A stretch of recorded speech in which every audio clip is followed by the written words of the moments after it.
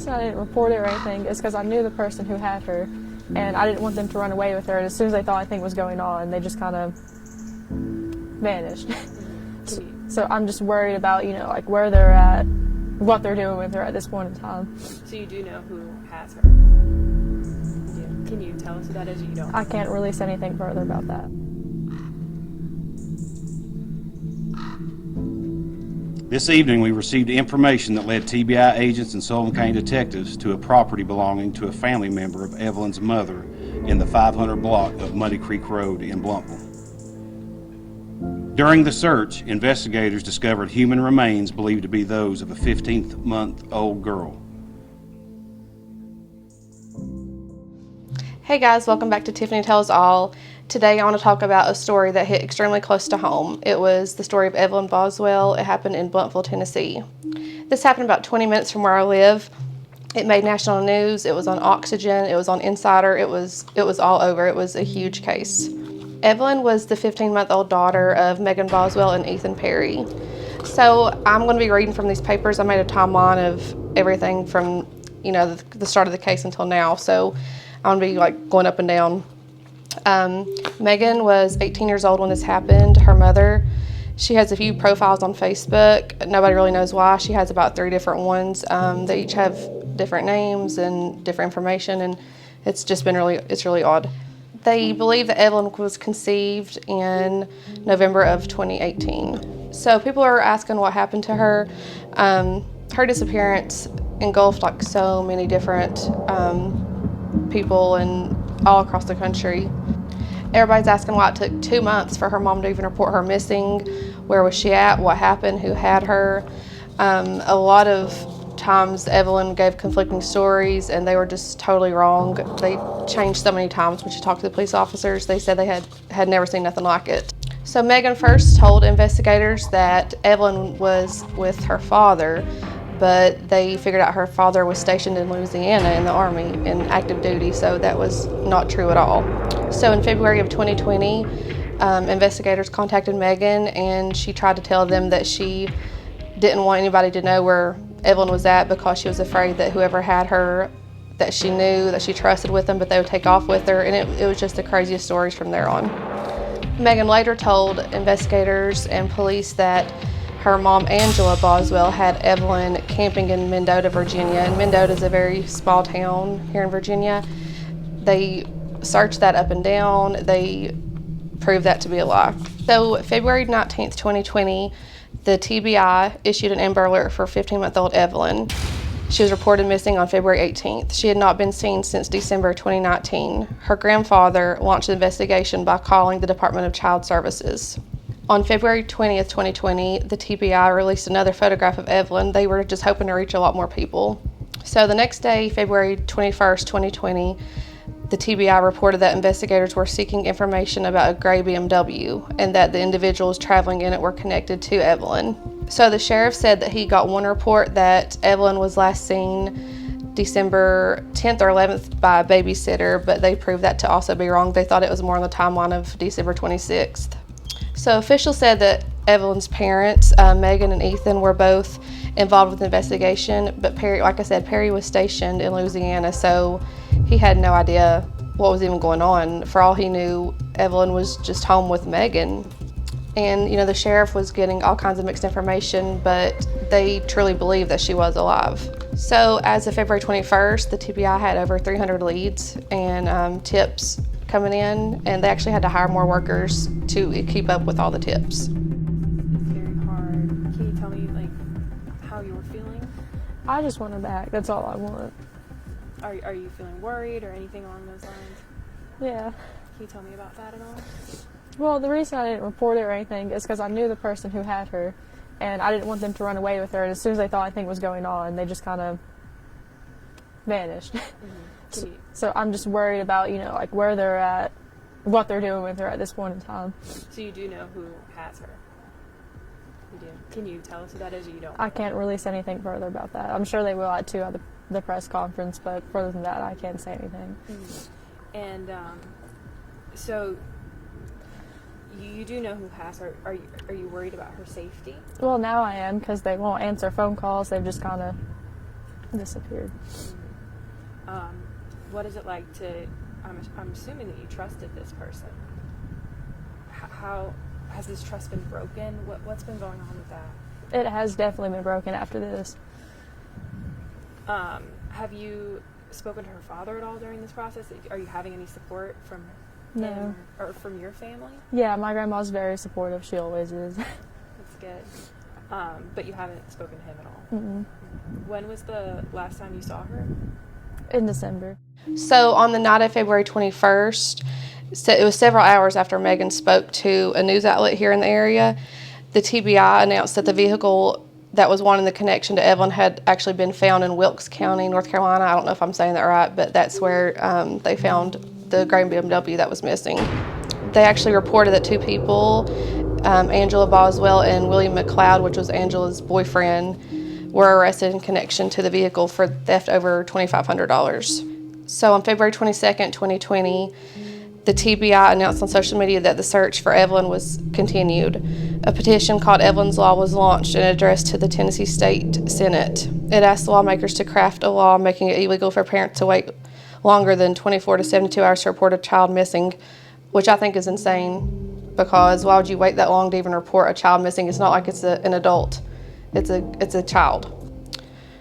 February 23rd, 2020, the TBI released a new picture of Evelyn. They were just hoping to get more traffic, to reach more people, and that didn't lead to anything. So February 24th, 2020 is when they actually went to Mendota to the campground to find Evelyn, because Megan said that she was camping with her mom. So apparently whenever Angela heard that there was an Amber Alert that was going off for Evelyn, she just went off on Megan, which I think is crazy.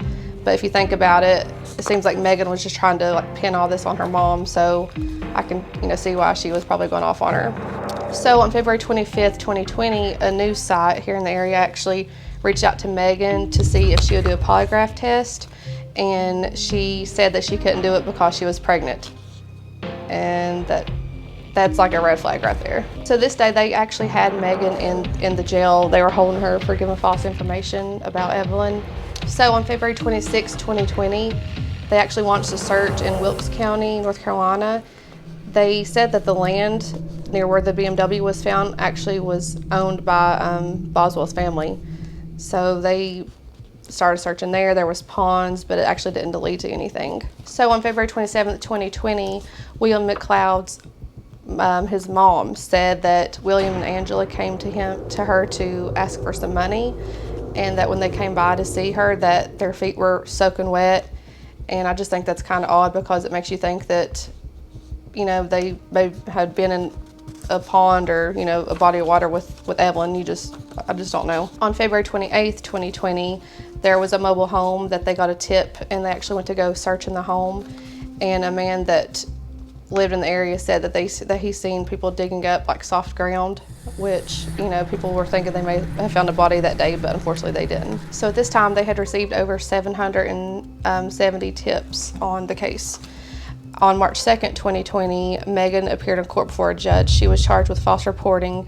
The judge actually denied her request to lower her bond from $25,000 to $10,000, which she shouldn't even had a bond in the first place. Her next court date was set for May. It was May 8th at 9 a.m. On March the 4th, William McLeod appeared in court. They kind of made him have an ankle monitor if he was going to be released, so he was kind of stuck, which he should have been. So on March 6, 2020, the TBI announced that the remains believed to belong to Evelyn were found at a property that belonged to a family member of Megan Boswell. And investigators actually held a small conference that night to talk about it on TV. I'm Jeff Cassidy, Sheriff of Sullivan County. I first want to thank the community for their outpouring of love, support, and prayers for the last 17 days when sweet Evelyn was first reported missing. I want to thank the Tennessee Bureau of Investigation, the Federal Bureau of Investigation, and our detectives and officers for their persistence, dedication, and hard work in trying to locate Evelyn. This evening, we received information that led TBI agents and Sullivan County detectives to a property belonging to a family member of Evelyn's mother in the 500 block of Muddy Creek Road in Blumpville. During the search, investigators discovered human remains believed to be those of a 15-month-old girl. The remains will be sent for an autopsy and a positive identification. At this time, the investigation is in the very early stages. There's a lot of work left to be done, and right now, this is the extent of what we can provide today. On March 9th, 2020, Megan appeared in court. It was the first time that she had appeared since they found the remains, and at that time, they still weren't for sure if it was Evelyns' remains. So investigators said they found a child that was around a year old or 1.5 years old. They found it on Muddy Creek Road, and it was actually the property where Megan's family lived. It was her dad and it was her grandmother. Investigators actually found the clothing that matched the description of what Evelyn had, so they started to make like a memorial, like put toys and bears and balloons and things like that for Evelyn. So the neighbors started to complain because traffic and just everything getting backed up, so they actually had to move the memorial service to a different location. So on March 10th, 2020, Evelyn's father, Ethan, released a statement. Him and his family were saying, they were just distraught. They were saying that they hope everybody gets justice and it just gets to the bottom of it. So on March 11th, 2020, the TBI actually confirmed that the body was Evelyns. That was a hit, like a big hit to everybody that was so invested in this case and just hoping that the body wasn't hers. But I think everybody knew it was, but they just, were having high hopes that it was not her.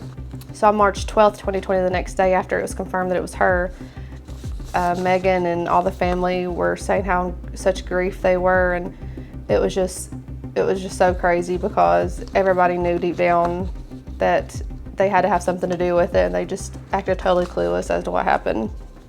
So April 27th, 2020, Megan had already spent 45 days in jail. They were actually still waiting on toxicology and autopsy results, and the judge actually sealed it to where it couldn't be released to the public just because of the huge publicity of this case. It was all over. So on May 6, 2020, the investigators said that there was a person of interest related to the case that they were investigating. They didn't really make it public as to who it may have been. I believe it was probably her mom. So on May 8th, 2020, Megan appeared back in court. There was over 25 hours of video interviews with Boswell that they had to review before they could even submit anything to the court for the hearings. So on May 27th, 2020, Megan appeared before a judge again, and she was arraigned on false reporting charges. They actually tried to get her bond reduced, and a judge made it remain in place, which I think is just insane that these people even ask for a bond in a situation like this.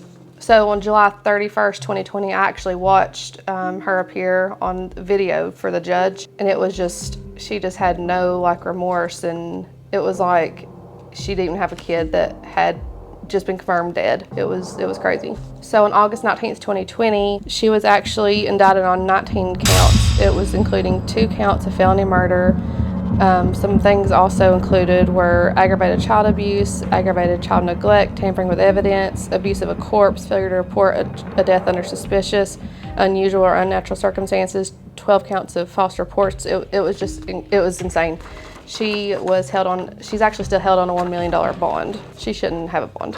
So she actually appeared in court again. It was May 14th, 2021. And that was actually over video also, but due to COVID, her hearing was moved again to September 30th of this year. So hopefully after that, I don't know what's going to happen with that case, but if it doesn't get moved again, I don't know, maybe they'll get some answers out of everything.